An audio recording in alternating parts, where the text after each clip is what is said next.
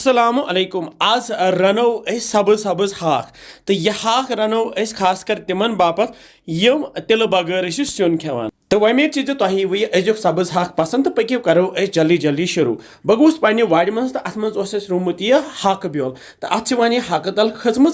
अड़ हाक तल कड़ सह रू अलग अलग चमनन मज वंदस बापत तो बाकिस हाकस बनाओ अजुक स्यून तो बे कड़ो कह नील मर्चवांगन तो वजल मर्चवांगन यम त्रो हाकस सत अजुक हाक रनो अत वन पेव हाक यह खास कर मार्च अप्रैलस मज तैयार गोमुत तो आज हरुद तो हरदस मज हाक ब्योल रुवान तो अत हाक तल खजम अथ बनाओ अजुक स्यून तो यह मर्चवांगन कड़ित चोर मे यह हाक थो मे टोकर मज चरित तो यह थो मे छलित छुकित साफ करित तो वन लागो यह स्यून बनाउन तो मे जोल गैस तो गैसस पे थो बह यह बान तो अत मज नी मे आब लीटर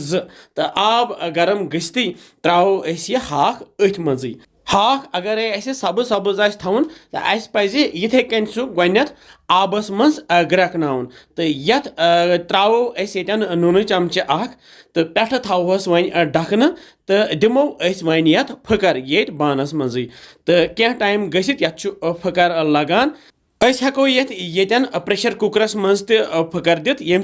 जल्दी जल्दी सेन तो मगर यह नो हाक तो प्रेशर कुकर जरूरत कह तो वन त्रो येन यम नील मर्चवांगन तो वजल मर्चवांगन नुक नुक कर मे नुक नुक कोर्म श्रप सम त्रा बह ऊर तो अमे पत्त त्रा बह ये रोहन पज तो प्रान पज यह वाड़ मज रोहन पज तो प्रान पज रुमुत अम मज त्रे कह पीस तो बे त्रोस रोहन फल 5-10 रुहन त्रोस सन ज्यादा पहम तिज रुहन सेहत बापत मुफीद तो बे अमे मज तक ये करो नुक नुक तो यह त्रो यह रुहन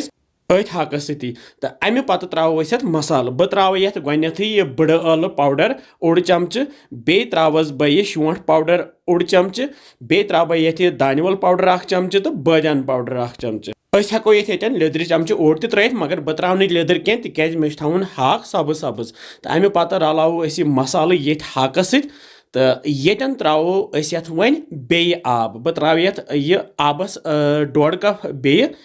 तो पे थोस वन बे ढकन तो दिमोस वन बे फकर युथी वन हाक सेन तो 10-20 मिनट गसित तुलो ढकन थोद तो आब श्रप्योमुत रस कतरहन कम तो हाक तेनोमुत हेको ये प्रेशर तित मे गोथ वोन तो अगर तिलस पे बनाउन हेको पे कड़ित तील त्रित बे हेकोस गंड प्यूंता त्रित सत तो वमे तुह अजुक सब्ज हाक पसंद आमुत तुह तह बनइजो बे वन कि बसान तुम सान रेसिपीज इंशाल्लाह समखो बे जल्दी तुह थो पन ख्याल बिहिव रबस हवाल अस्सलामु अलैकुम।